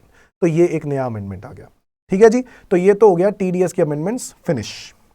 Very good, चलो शांति आ गई, एक लेवल खत्म हो गया। मैं फिर से बोल दूं भाई साहब, अगर आपको मेरी ये पीडीएफ चाहिए तो इसके लिए आपको टेलीग्राम चैनल ज्वाइन करना पड़ेगा। उसका डिस्क्रिप्शन के अंदर, इस यूट्यूब वीडियो के डिस्क्रिप्शन के अंदर आपको उसका लिंक मिल जाएगा। ठीक है, बहुत सारे बच्चे वीडियोस को पसंद किया, मेरे को बहुत अच्छा लगा। तो बहुत सारे बच्चों के मुझे मैसेजेस आते हैं, कमेंट्स आते हैं, तो मेरे को बहुत अच्छा लगता है, मेरे को बहुत बूस्ट मिलता है। और मैं चाहता हूं कि ये बूस्ट मुझे मिलता रहे, आप लोग मुझे देते रहो, और मैं रिवीजन मैराथन अच्छी सी बनाऊं जिसमें आपको मैं विद अमेंडमेंट्स मई 2021 की तैयारी करवा सकूं, मई और जून 2021 की। ठीक है जी, और उसके लिए भी मैं सबसे पहले कोशिश करूंगा सबसे पहले मैं आपको अमेंडमेंट्स ला के दे दूँ, अमेंडमेंट्स के साथ रिवीजन ला के दे दूँ। ठीक है जी, आ जाओ आगे बढ़ते हैं। टीसीएस की बात करते हैं बच्चों, टैक्स कलेक्टेड एट सोर्स की। चलो टीसीएस जो है वो भी बहुत बड़े अमेंडमेंट्स इसके लेके आया। अब सर इसके अंदर भी अमेंडमेंट्स, हाँ, अक्टूबर 1, 2020 से 2 नई चीजें इंट्रोड्यूस हो गई। सब सेक्शन 1G इंट्रोड्यूस कर दिया गया और एक सब सेक्शन 1H इंट्रोड्यूस कर दिया गया। आओ जरा पढ़ते हैं क्या लिखा है। Sub section 1G has been inserted for tax collection in case of remittance through LRS। Sir ये LRS क्या है? मैं आपको बताऊंगा, बिल्कुल बताऊंगा, चिंता करने की क्या जरूरत है। And overseas tour package. लो जी, तो गवर्नमेंट ने कह दिया है सब सेक्शन 1G के अंदर टीसीएस लेने की जिम्मेदारी डाल दी गई है अगर आप रेमिटेंस लेते हो through LRS and overseas tour package. Sir ये रेमिटेंस थ्रू LRS क्या है और ओवरसीज टूर पैकेज तो चलो समझ में आता है, रेमिटेंस थ्रू LRS क्या है? तो अभी तक आप लोगों ने देखा होगा बजट 2020 से पहले तक की जितनी भी अमेंडमेंट्स आपने देखी हैं उसमें आपने टीसीएस के अंदर कैटेगरी बनाई होगी, category A, B, C। A, B, C तो बहुत पुराना चल रहा है, D बजट 19 में आ गया था। इसके बाद अब नया आया E और इसके बाद आया F, 2 नए आ गए, कैटेगरी E और कैटेगरी F। ठीक है, आओ जरा देखते हैं सेक्शन 1G क्या कहता है। Remittance through LRS, an authorised dealer who receives an amount through exceeding the amount given below in a financial year for remittance out of India under liberalized remittance scheme of RBI is required to collect tax at source। तो government ने बोला है उस authorised dealer को, an authorized dealer who receives an amount exceeding the amount given below in the financial year, जो अभी मैं amount आपको बताने वाला हूं नीचे दिया हुआ है। ऑथोराइज्ड डीलर रिसीव कर रहा है amount exceeding the amount given below in a financial year for remittance out of India. मतलब मेरे को कोई पैसा है जो इंडिया के बाहर भेजना है, रेमिट करना है, ठीक है, और LRS स्कीम है आरबीआई के, रिजर्व बैंक ऑफ इंडिया, उसकी सारी रूल्स को पढ़ते हुए उस लिबरलाइज्ड रेमिटेंस स्कीम के थ्रू मैं अपने पैसे को इंडिया के बाहर रेमिट कर रहा हूं। तो गवर्नमेंट ने बोल दिया कि ऐसे केस में उस ऑथोराइज्ड डीलर की जिम्मेदारी बनती है कि वो टीडीएस काटे, सॉरी टीसीएस कलेक्ट करे। क्या कलेक्ट करे? टीसीएस कलेक्ट करे। लिखा है an authorised dealer who receives an amount exceeding the amount given below in a financial year for remittance out of India under liberalised remittance scheme of RBI is required to collect tax at source. Sir ये वो dealer है कौन? ये वो dealer है जो RBI की guidelines को फॉलो करते हुए पैसे को रेमिट करता है एक जगह से दूसरी जगह और दूसरी जगह से यहां पर। तो मतलब पैसों को रेमिटेंस करता है, जैसे कि मनी एक्सचेंज करने वाले लोग होते हैं, मनी ट्रांसफर वाले लोग होते हैं, ठीक है। तो वो लिबरलाइज रेमिटेंस स्कीम गवर्नमेंट की स्कीम है जो आरबीआई ने निकाली थी, उस स्कीम के तहत ही आपको काम करना है। सर इसके अंदर क्या लिखा है कि कब से टीसीएस कलेक्ट करना है? हाँ जी, तो in this case tax has to be collected by authorised dealer if he receives the aforesaid amount for remittance from buyer being a person remitting such amount out of India at the rate given below। तो भाई साहब मैंने आपको बताया जैसे कि आप अगर पैसा बाहर भेजना चाहते हो तो गवर्नमेंट ने कह दिया कि अब से उस जो बंदा पैसा बाहर भेजना चाहता है ना, लिखा है if he receives the aforesaid amount for remittance from buyer, हम उसको बायर बोलेंगे। किसको बोलेंगे? बायर, जो पैसा बाहर भेजना चाहता है। तो ये देखो ये एक डीलर है जो पैसा बाहर भेजेगा और ऑथराइज्ड डीलर है, गवर्नमेंट ने इसको परमिशन दी है ये काम करने की। हवाला ट्रांजैक्शन नहीं करता है, ठीक है जी, गलत काम नहीं करता है, प्रॉपर ऑथराइज्ड डीलर है, ठीक है। और ये बंदे को हम लोग यहाँ पर क्या बोलेंगे? सेलर, ठीक है, जो पैसा कलेक्ट कर रहा है। अब ये जो बायर है ऑथराइज डीलर के थ्रू और सेलर को पैसा रेमिट करेगा, ये रेमिटेंस जा रही है, पैसा रेमिट हो रहा है ना। रेमिट का मतलब सेंडिंग द मनी। तो ऐसे केस में जब बायर मान लो जो अमाउंट दे रहा है वो करीब 10 लाख रुपए दे रहा है, 10 लाख रुपए दे रहा है, तो बायर से टीसीएस कलेक्ट कर लिया जाएगा। इस डीलर को बोला गया कि आप ना जब भी बाहर भेजोगे पैसा किसी भी पार्टी का जो कि 7.5 लाख रुपए अमाउंट मैंने बताना था ना आपको, अमाउंट है, सॉरी 7 लाख रुपए, 7 लाख रुपए से ज्यादा अगर अमाउंट आप देते हो तो आपको उस पार्टी से टीसीएस कलेक्ट करना है। ठीक है sir. So if he receives the aforesaid amount for remittance from buyer being a person remitting such amount out of India at the rate given below, कितना 5% टीसीएस कलेक्ट करना है। In case of non PAN 10%, 5% TCS collect करना है वैसे। और in case of non PAN, अगर आप pan नहीं देते हो, आधार नंबर नहीं देते हो, तो 10% of amount in excess of 7 lakh. तो भाई साहब अगर मैं ये कहता हूं कि मेरे 10 लाख रुपए ट्रांसफर कर दो, तो 3 लाख रुपए पे वो मुझसे टीसीएस लेगा। यही मतलब हुआ, 5% के हिसाब से कितना लेगा वो मुझसे, 15,000 रुपए का टीसीएस, यानी वो मुझसे 10,15,000 रुपए लेगा ये डीलर। मेरे 10 लाख रुपए रेमिट करने के लिए वो कमीशन भी लेगा अपनी, बट 15,000 रुपए का टीसीएस भी लेगा। वो टीसीएस ये डीलर गवर्नमेंट को दे देगा मेरे बिहाफ पर।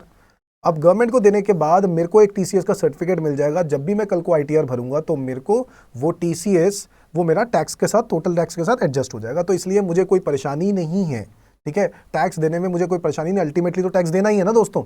सो बायर रेमिट करने के लिए, पैसा रेमिट करने के लिए डीलर को देगा और वो डीलर आगे दे देगा। डीलर की जिम्मेदारी है बायर से टीसीएस कलेक्ट करने की 5%, अगर नॉन पैन ट्रांजैक्शन है तो 10%। तब काटना है जब 7%, तब लेना है टैक्स कलेक्शन जब 7 लाख रुपए से ज्यादा का अमाउंट हो। ठीक है जी। और दूसरा केस है 0.5%, 0.5% का टीसीएस लेना है in case of non PAN Aadhaar 5% लगेगा of amount remitted in excess of 7 lakh if such amount is remitted out of loan obtained from financial institution for purpose of pursuing education loan। अगर मैंने education loan के लिए एक father अपने बच्चे को या फिर पैसे सबमिट करता है, पैसे भिजवाता है, ठीक है, और एजुकेशन के लिए आपने लोन ले रखा था और उस लोन के लिए वो पैसा सबमिट किया, एजुकेशन लोन के लिए, तो ऐसे केस में पैसा जो रेमिट किया जा रहा है ना, ये पैसा रेमिटेंस पे सिर्फ 0.5% टीसीएस लिया जाएगा। क्योंकि देखो यार, ये तो यार ये गलत बात थोड़ी ना है, मतलब ये कोई ऐसा रेमिटेंस थोड़ी ना है कि आप कोई बिजनेस कर रहे हो, ये तो एजुकेशन के लिए लिया गया है। तो एजुकेशन लोन को जो है पे करने के लिए, रेमिट करने के लिए वहाँ पर अपने फैमिली मेंबर को जिसके लिए भी एजुकेशन लोन लिया था, वो 0.5% उसके ऊपर टीसीएस कलेक्ट होगा। वहाँ पर भी टीसीएस ज़रूर है, बट वहाँ पे 0.5% है, जो कि बहुत ही कम है। ठीक है जी। तो टीसीएस मतलब गवर्नमेंट ने एलआरएस स्कीम के थ्रू ये बता दिया कि भाई साहब जो भी बाहर की स्कीम, बाहर जो भी पैसे जाएंगे ना, हम आपसे टैक्स लेंगे, ताकि हम इनके ऊपर कंट्रोल कर सकें, इस ट्रांजैक्शंस को कंट्रोल कर सकें। ठीक है, हम भी देख सकें कि कौन कौन पैसा बाहर भेज रहा है। ठीक है जी। नाउ एक तो हो गया एलआरएस स्कीम, इस सेक्शन में 1G के अंदर जो हम लोग 1G पढ़ रहे हैं ना, 1G 2061 1G न्यू कैटेगरी ई वाला जो है। और ओवरसीज टूर पैकेज एक नया आ गया। सर ओवरसीज टूर पैकेज क्या है भाई? अगर मैं आज किसी पर्सन को बोलता हूं कि मुझे यूएसए जाना है, तो वो मेरे लिए यूएसए का टूर पैकेज बना रहा है, 5 लाख का टूर पैकेज बना रहा है, 6 लाख का टूर पैकेज बना रहा है। तो अल्टीमेटली आप बाहर जाके स्पेंड कर रहे हो, तो गवर्नमेंट जानना चाहता है कि ये कौन है। इसलिए गवर्नमेंट ने बोल दिया, a seller of an overseas tour programme package who receives an amount from buyer being a person who purchases such package shall be liable to collect TCS at the rate of 5%। तो लो जी, उन्होंने बोला कि अगर आप बाहर जाना चाहते हो तो आपसे भी 5% का TCS लिया जाएगा। तो अब तुम्हारे दिमाग में होगा, सर हमारी तो कॉस्ट बढ़ जाएगी।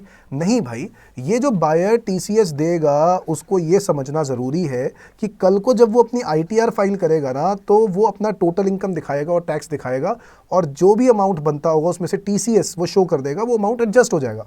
सो अगर ITR में अगर उसकी इनकम 50 लाख रुपए है, 50 लाख रुपए की इनकम दिखा के टैक्स उसका 10 लाख रुपए का बनता है मान लो, और उसमें से उसका TCS TDS वगैरह सब मिला के, TCS TDS वगैरह सब मिला के वो करीब 11 लाख रुपए दे चुका है, तो बल्कि 1 लाख रुपए का रिफंड मिल जाएगा। समझ में आ गई बात? So overseas tour programme package book करने पर 5% का TCS कलेक्ट करना है। किसने कलेक्ट करना है? सेलर ने कलेक्ट करना है बायर से। समझ में आ गई बात? और in case of non PAN 10% TCS है। ठीक है जी। तो ओवरसीज टूर प्रोग्राम पैकेज पे भी है और इस पर भी है। अब टैक्स लेना कब है? Time of tax collection. Sir taxes collected by authorised dealer और seller of overseas tour programme package at the time of debiting the amount payable by buyer. भाई जब भी वो बंदा अमाउंट देगा तभी तो टीसीएस लोगे। तो debiting at the time of debiting the amount payable by buyer और at the time of receipt of amount from the said buyer, मतलब जिस डेट पर वो पैसा हमें दे देगा, हमें पैसा दे देगा, हमारे अकाउंट में पैसे बढ़ जाएंगे और उधर से पैसे डेबिट हो जाएंगे। तो date at the time of debiting the amount payable by buyer और at the time of receipt of the amount, और at the time of receipt of the amount, जिस टाइम पे मुझे अमाउंट मिला from the said buyer by any mode. By any mode का मतलब है cash, check वगैरह सब, विच एवर इज अर्लियर, दोनों में से जो भी पहले हो। नो टीसीएस, कब टीसीएस नहीं लगेगा? टीसीएस कब नहीं लगेगा? जब 7 लाख रुपए से अमाउंट कम होगा एलआरएस में, और अगर buyer is liable to deduct TDS और टीसीएस, अगर बायर का टैक्स पहले ही किसी और प्रोविजंस में कट रहा है इसी सेक्शन के अंदर, किसी और सेक्शन के अंदर, तो ऐसे केस में इससे ये टीसीएस नहीं लिया जाएगा। और अगर buyer central government, state government, embassy है, हाई कमीशन है, कॉन्सुलेट है, लिगेशन है, ट्रेड रिप्रेजेंटेशन कोई फॉरेन स्टेट का, या फिर कोई लोकल अथॉरिटी है, तो गवर्नमेंट ने कहा कि यार ऐसे लोग जो होते हैं ना वैसे ही बड़े स्पेशल होते हैं, इनसे टीसीएस नहीं लिया जा सकता। समझ में आ गई बात? तो इन तीनों पर ध्यान देना है हमें, किन किन पर टीसीएस नहीं है। चलो, तो ये था सेक्शन नंबर 206C 1G, और ये जो 1G है ना, ये इसको हम कैटेगरी ई भी बोल सकते हैं, तो कैटेगरी ई याद कर लो, ठीक है। नेक्स्ट इज कैटेगरी एफ, जो नया सेक्शन, अगेन एक नया सबसेक्शन इंट्रोड्यूस किया गया। Subsection 1H is inserted for tax collection in case of sale of goods. New category F यानी सेक्शन 206(1)H इंट्रोड्यूस किया गया, और इसके अंदर क्या बोला गया, आओ ये देखो, ये क्या कहता है, tax collection in case of sale of goods. जी हाँ, सेल ऑफ गुड्स, गुड्स बेचने पर आपको टैक्स कलेक्ट करना है, गुड्स बेचने पर टैक्स कलेक्ट करना है। हाँ जी, तो कह रहा है कि सर गुड्स बेचने पर टैक्स कलेक्ट करना है, यानी अब तो सारे गुड्स, अभी तक सारे गुड्स नहीं होते थे, अभी तक सारे गुड्स नहीं होते थे, अब इन्होंने सारे गुड्स डालने की बात करी है। बट ध्यान से पढ़ते हैं इसके अंदर क्या लिखा है। New category F section 206(1)H, seller कौन होगा, बायर कौन होगा? Seller means a person whose total sales, gross receipts और turnover from the business carried on by him exceeds 10 crore during the financial year immediately preceding the financial year in which sale of good is carried out. तो भाई आप लोग समझते हो कि TCS क्यों लिया जाता है?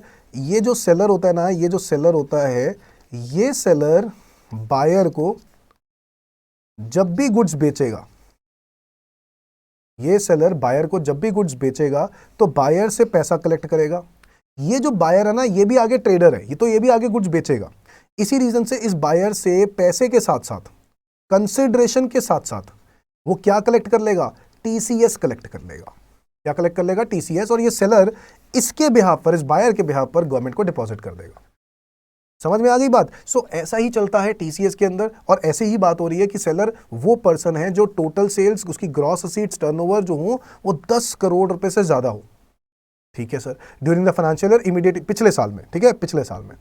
बायर कौन होगा? Buyer means a person who purchases any goods, कोई भी गुड्स खरीद रहा है, that is any other goods not covered under by any other provision of section 206C। तो 206C के category A, category B, category C, category D, category E, इनमें कोई भी गुड्स का नाम लिखा है तो उसके अंदर वो वाले गुड्स को छोड़ के बाकी सारे गुड्स इसके अंदर कवर हो जाते हैं।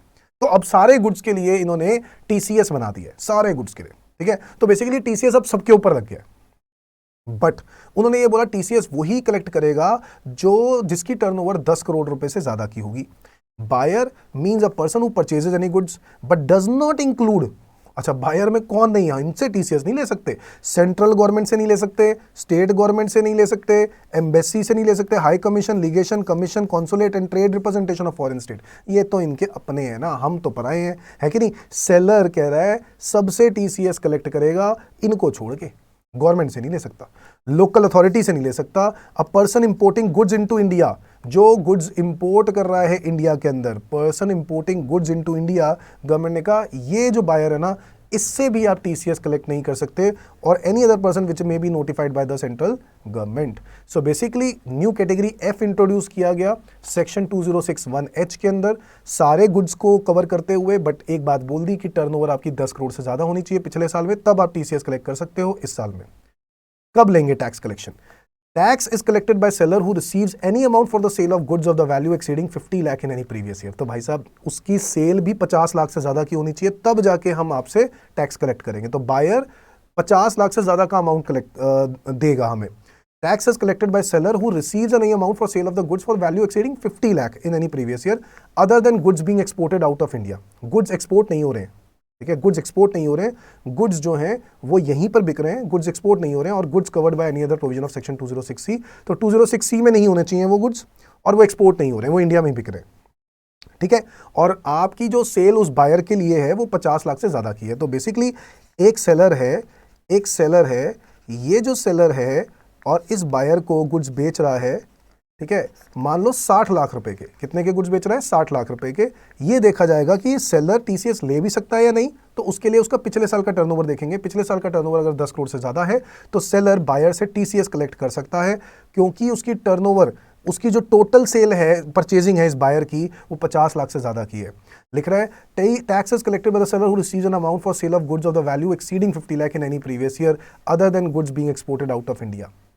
समझ में आ गया? सर टीसीएस किस वैल्यू पे लेना है, पूरे 50 लाख पे, पूरे 60 लाख पे लेंगे या 10 लाख पे लेंगे? ये देखो टीसीएस का rate 0.1% of the cell consideration exceeding 50 lakh. क्या बोला? एक्सीडिंग 50 लाख। इसका मतलब क्या है कि 10 लाख रुपए के ऊपर हम लोग 0.1% टीसीएस लेंगे। 0.1% क्या ही होता है, कुछ भी नहीं होता। तो 0.1% दे भी दोगे तो क्या फर्क पड़ता है, बायर कल को इनकम टैक्स रिटर्न तो भरेगा ही, बायर कल को इनकम टैक्स रिटर्न तो भरेगा ही। तो बायर को जब आईटीआर फाइल करेगा तो हम लोग वहाँ पे क्लेम कर लेंगे इसको और रिफंड क्लेम कर सकते हैं। Is that clear? सो भाई साहब ये बात क्लियर कर दी गई है। टीसीएस लेने के लिए आगे बढ़ते हैं। नॉन पैन आधार केसेस, नॉन पैन नॉन आधार केसेस में टीसीएस का रेट 1% रहेगा। ध्यान रखना, बहुत ज़्यादा रेट हो जाएगा, एकदम 10 गुना, 0.1 का 10 गुना हो जाएगा 1%। Time of tax collection, tax लेंगे कब? Tax is to be collected at the time of receipt of sale consideration exceeding 50 lakh. जब भी 50 लाख से ज़्यादा का अमाउंट हम कलेक्ट करेंगे तब हम टीसीएस कलेक्ट करेंगे। समझ में आ गई बात? No TCS if amount of sale concession does not exceed 50 lakh. अगर सेल कंसेशन 50 लाख से कम होता है तो टीसीएस नहीं लेना। Buyer is liable to deduct tax under any other provisions of the act. अगर बायर लायबल है किसी और प्रोविजंस के तहत टैक्स डिडक्ट करने के लिए, तो ऐसे केस में भी टीसीएस हम कलेक्ट नहीं कर सकते हैं। Seller export goods out of India, क्योंकि एक्सपोर्ट के लिए ये सेक्शन नहीं बना। समझ में आ गई बात? एक्सपोर्ट के लिए ये सेक्शन नहीं बना, तो ऐसे सिचुएशंस में टीसीएस नहीं ले सकते हैं हम। Is that clear to everyone? ये है जो नए नए आए हैं, कैटेगरीज बन गई हैं अब आपके टीसीएस के अंदर, category A B C D E और एफ। ठीक है जी, तो अब आपको ऐसे याद रखना है इसको। चलो अब हम बढ़ते हैं एक आखिरी टॉपिक अमेंडमेंट्स पर, और वो है असेसमेंट प्रोसीजर और फाइलिंग ऑफ आईटीआर से रिलेटेड। कुछ ज़्यादा नहीं है, एक ही पेज का रह गया है, इसको भी कवर अप कर लेते हैं फटाफट और ख़त्म करते हैं। देखो सबसे इंपॉर्टेंट अमेंडमेंट जो आई है वो आपने देखी ही है, बहुत सारी अमेंडमेंट्स वाले वीडियो के अंदर मैंने ये बात साथ साथ बोली है। Due date of uploading return of income, due date of uploading return of income. जी हाँ, जो रिटर्न ऑफ इनकम अपलोड करने की ड्यू डेट होती थी वो डेट पहले 30 सितंबर होती थी जिनके लिए, उसका डेट 30 सितंबर की जगह पर अब कर दिया गया है 31 अक्टूबर। तो भाई साहब जिनकी 30 सितंबर ड्यू डेट होती थी वो उसका 31 अक्टूबर ड्यू डेट कर दी है, एक महीना और एक्स्ट्रा मिल गया है। सो एंजॉय करो। In the following cases the due date of uploading return of income is 31 October of the assessment year. जैसे कि कंपनीज के लिए पहले 30 सितंबर होता था, अब 31 अक्टूबर हो गया। A person other than company whose accounts are required to be audited, यानी इंडिविजुअल एचयूएफ जिनकी अकाउंट्स की ऑडिट मैंडेटरी हो टर्नओवर की वजह से, पता है ना सबको। अब partner of firm whose accounts are required to be audited, तो आप लोग जानते ही हैं एक फर्म का वो जो पार्टनर होगा, अगर उसके फर्म की ऑडिट मैंडेटरी है तो उस पार्टनर की भी ड्यू डेट जो हो जाती है वो 30 सितंबर हो जाती थी, बट अब वो 30 सितंबर की जगह पे 31 अक्टूबर। तो बेसिकली ये तीनों लोगों के लिए अब 31 अक्टूबर ड्यू डेट हो चुकी है। याद रहे 30 सितंबर तक उनको ऑडिट रिपोर्ट सबमिट करनी है, और ये बात मैंने ऑडिट रिपोर्ट वाली जो सेक्शन 44AB की अमेंडमेंट थी उसके अंदर बताई थी। ऑडिट रिपोर्ट इनको 30 सितंबर तक ही सबमिट करनी है। समझ में आई? इनकम टैक्स की ऑडिट की रिपोर्ट उनको 30 सितंबर तक, रिटर्न उनको 31 अक्टूबर तक सबमिट करनी है। डिफरेंस समझ में आया? तो ऑडिट अभी तक जो हो रही थी वो 30 सितंबर तक ही फॉर्मेलिटी खत्म करनी है, एक महीने का टाइम अंतर रखकर 31 अक्टूबर तक आपको रिटर्न भरनी है। Is that clear? सबको समझ में आ गया? तो याद रहे, आगे बढ़ते हैं। सेक्शन नंबर 140 है verification of return of income. तो रिटर्न को वेरीफाई करना होता है ना, आपको पता है वेरीफाई करना होता है रिटर्न को। तो पहले क्या होता था, in case of company the return is required to be verified by MD, managing director verify करता है। आपको पता है कंपनी के केस में अगर एमडी नहीं होगा तो कोई भी डायरेक्टर भरेगा, रिटर्न भरेगा, ठीक है, वेरीफाई करेगा। ओके सर, एलएलपी के केस में पहले डेजिग्नेटेड पार्टनर को रिटर्न वेरीफाई करने के लिए बोला जाता था, अगर वो नहीं होगा तो कोई भी और पार्टनर भर सकता है, ये बातें लिखी जाती थी। बट अमेंडमेंट क्या आ गई, अमेंडमेंट ये आ गई, the above provisions have been amended so as to enable any other person prescribed by CBDT to verify return of income in case of company और एलएलपी। गवर्नमेंट ने बोल दिया कि अब जब हम बोलेंगे, अब ये वाला पॉइंट नहीं रहेगा, ये वाला पॉइंट नहीं रहेगा कि डायरेक्टर भर देगा, नहीं, इसमें लिखा था above provisions have been amended so as to enable any other person, कोई भी पर्सन भर सकता है, which is prescribed by CBDT, prescribe by CBDT, यानी सीबीडीटी नोटिफाई करेगा कौन कौन से लोग होंगे, वही लोग नोटिफाई ही रिटर्न भरेंगे to verify return of income in case of company और एलएलपी। समझ में आ गई बात? तो सीबीडीटी नोटिफाई करेगा, सीबीडीटी प्रिस्क्राइब करेगा, सीबीडीटी की ही कहे हुए पर्सन ही इसके अंदर कवर होंगे और कोई पर्सन इसके अंदर नहीं आएंगे, आप अपनी मर्जी नहीं कर सकते। समझ में आ गई बात? तो ये तो चलो मैं इतनी खास अमेंडमेंट नहीं समझता हूँ, बट ये ड्यू डेट वाली तो खास अमेंडमेंट थी। तो असेसमेंट प्रोसीजर में तो भाई साहब यही 2-3 अमेंडमेंट थी जो इंपॉर्टेंट थी। बाकी टीडीएस टीसीएस आपने देख ही लिया है, भरपूर अमेंडमेंट्स थी। और इसके अलावा मैं आपके साथ क्या डिस्कस करना चाहता हूँ, मैं फिर से बोल दूँ, पीडीएफ डॉक्यूमेंट लेना है तो आपको टेलीग्राम चैनल ज्वाइन करना है, मेरी वीडियो के डिस्क्रिप्शन में आपको दिया गया होगा। और मेरे इस वीडियो को मैक्सिमम लाइक्स करके आप लोग मुझे ये सबूत दे दो कि सर यस आप लोग रिवीजन मैराथन चाहते हो। तो जी हाँ, मैं पहली बार रिवीजन मैराथन निकाल रहा हूँ, मेरे लिए पहली बार है क्योंकि मैंने आज तक कभी रिवीजन मैराथन बनाया नहीं था। हाँ, PG revision topic wise revisions बनाई थी, वो बच्चों ने देखा है, पीजीबीपी, कैपिटल गेन वगैरह वगैरह, बट मैंने अब रिवीजन मैराथन बनानी है बजट 2020 के हिसाब से अमेंडमेंट्स के साथ। और मैं बहुत बेसब्री से इंतज़ार कर रहा हूँ रिवीजन मैराथन के लिए, और आप भी आई होप इंतज़ार कर रहे होगे। बहुत ही अच्छी रिवीजन मैराथन बनाऊंगा, होपफुली सारा कंटेंट तैयार करूंगा और सबके पीडीएफ भी मैं आपको टेलीग्राम चैनल में टेलीग्राम चैनल में ही दूंगा। तो इसीलिए मैं चाहता हूं कि सारे बच्चे अपने फ्रेंड्स, जितने भी फ्रेंड्स हैं, सबके साथ शेयर करें। शेयरिंग इज़ केयरिंग, तो ठीक है, तो आप शेयर करो और ये सबूत दो कि आप लोग चाहते हो कि रिवीजन मैराथन बने, ठीक है। तो फिर रिवीजन मैराथन ज़रूर बनेगी। अमेंडमेंट्स की वीडियो का पीडीएफ आपको टेलीग्राम चैनल पे ही मिलेगा, ठीक है जी।